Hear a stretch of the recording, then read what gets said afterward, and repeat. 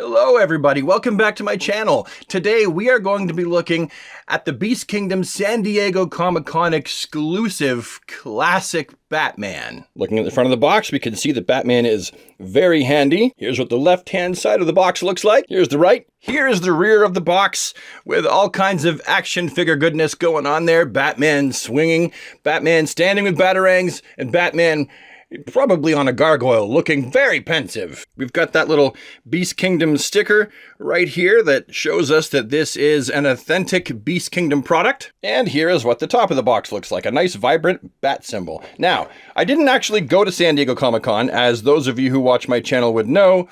It's too far away and it's too expensive for me to get there, so I ended up buying this guy off of Evil Bay. All right, let's yoink him out of the box. So here we just have the empty box.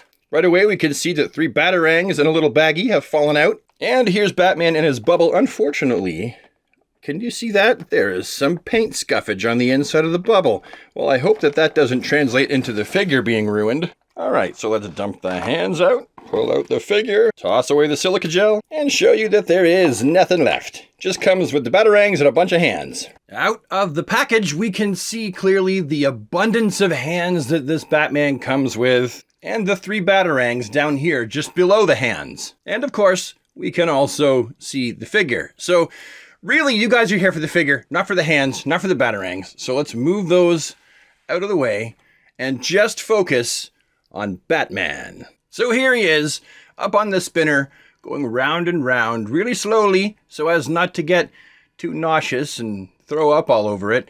And we can see exactly what we're getting here. We can see the gray tones, we can see the blue. Here's that cape hanging down, and it does appear like there's a lot of cape here.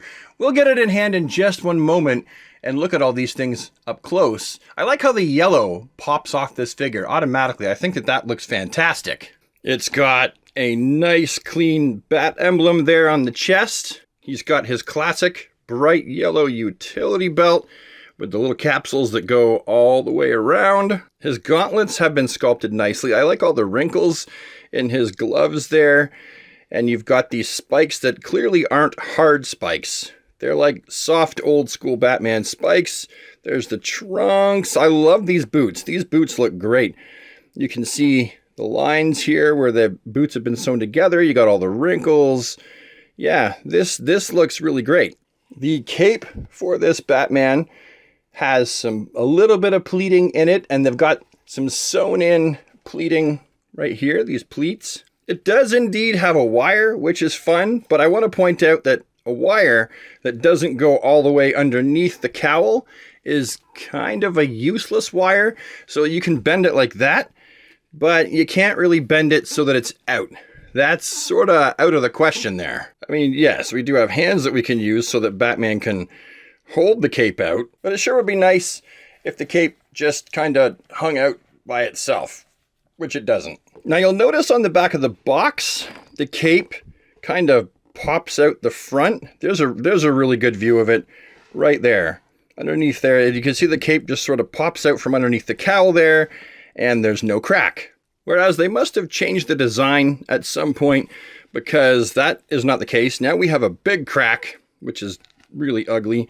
And I was going to pull the cape all the way through, but I've noticed that the cape underneath here is not actually folded, so it would probably look bad. So the crack is what we get. We can see one of the wires already poking through the cape because it's not underneath there. So that's going to be, I mean, really, I'm going to have to fix this wired cape and stuff the wires under here if it's going to be useful at all. It does have a very nice head sculpt, though. I really like this. I think that they did a great job of capturing the likeness of Batman with this. You'll notice that his mouthpiece, the bottom half of his face, is a separate piece. So it ensures nice, clean, crisp lines. And yeah, I'm really impressed with this. I think that the head sculpt looks great. I do have paint rub right here, and right on the knuckles here, and on the side of his leg, like right out of the box. And I will say that it is kind of hard to get this guy looking good. I mean, the whole figure is like, he's a little janky. He's definitely a little janky to get this guy, you know. Well, see his arm. his arm fell off. And his arm actually falls off quite a bit. This one right here, you'll notice also easily comes off. And I don't care if arms easily come off, but I do expect them to stay on. Look, I barely touched it. I do expect them to stay on if I'm going to be posing the figure around. But this one just keeps coming off. There is a little nub of plastic right here though. Hold on, I'm going to try and cut that off and see if it helps. All right, I've used little clippity snips, snipped it off. Let's see if that helps at all. Yeah, that definitely helps. There was a piece stuck on the end. Does this one have the same thing? No. Now, another issue with this figure is just how loose some of the joints are. Like the shoulders are fairly tight. The elbows, well, they're pretty good. They're okay. Around in a circle, bicep swivel, pull his arm off again. Well, I might as well show you that the biceps will do a full 360 while his arm is off.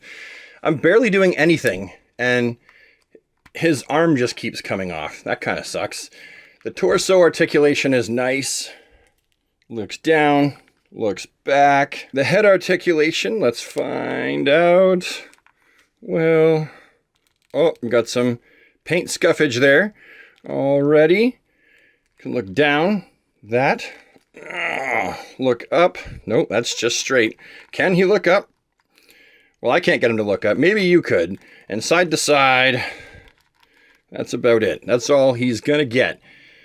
Yeah, a little bit. I mean, the wrists are a little wibbly. Everything is a little bit looser, especially on this side. Looser than I want it to be. And the waist is pretty good, but you could get 360, but I don't want to push it. Then we have the legs, which are drop hinges, and they drop that much.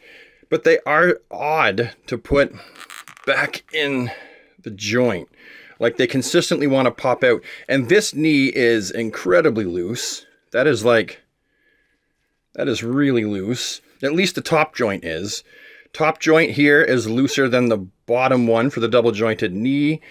We have his ankles with a big rounded hinge. And they're kind of loose. Well, I shouldn't say they. This one's tight. And this one is really loose. We have his toe articulation. Can I get the toe to... Oh, okay, well that one's tight, and that one is loose. Standing this guy up, whoops, see there's that loose knee, and there's that loose ankle. Standing this guy up is a little bit... Stop it! It's a little bit of a... Stop it! Now he's falling backwards. Pain in the butt. Would you... See, this is... Oh boy. And I'm just trying to get him to stand there. I'm not even trying to put him in any dynamic poses. Oh boy. There we go. There we go. I got him. No, I didn't. I did. Kinda. Damn it. There. I got him to stand. Oh boy. That doesn't look good. Okay, so for the first comparison, on the left, I have the Batman that came with the gigantic hard plastic cape. I've done a little bit of custom work on it, like swap the belt out, but it's pretty much vanilla. And then on the other side, we have the Batman that was made on the Nightfall body buck. So there's two. And then here we have on the left, we have the NECA Batman. I swapped the cape out, but that's the NECA Batman from the Batman and Aliens 2-pack. And then we have a DC Universe Classic scale Batman that's been heavily customized, but that is the scale of DC Universe Classics on the right. So what do I think of this Batman? Do I think that it is worth the time and money to track down if you didn't go to San Diego Comic-Con? Do I think that it's something that you might like to add to your collection? Or do I think that this is one that you'd probably be wiser just to keep your money in your wallet and wait for something better to come along? Honestly, I really think that you should save your money and not pick up this Batman. It's honestly not worth the aftermarket price that you're going to have to pay. The one that I got has weak knees, especially this one. It just keeps falling every time I try to pose him. This one has a really weak ankle. It came with paint scuffs out of the package. The arms, they both just pop out with like almost no force. They just pop right out. So if you're going to put him in some kind of like dynamic pose, look, I barely did anything. And that one came right out. You're looking at a figure that doesn't want to stay together. This figure, this Batman, doesn't want to be touched. It doesn't want to be posed. And also one leg of mine is longer than the other, because you can see on the inside, when they put the legs together, this piece here on the inside of his leg is actually sticking out. They actually didn't assemble mine properly. And that is so frustrating, because I was really hoping this would be a cool Batman.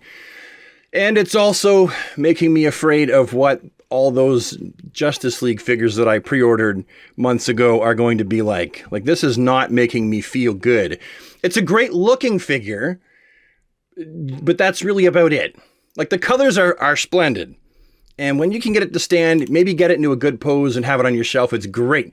But that's it. Like, you really don't want to do much else with this. And so you're left with this gangly, weird figure that doesn't fit in with the scale of anything else you've got, and really doesn't want to behave itself.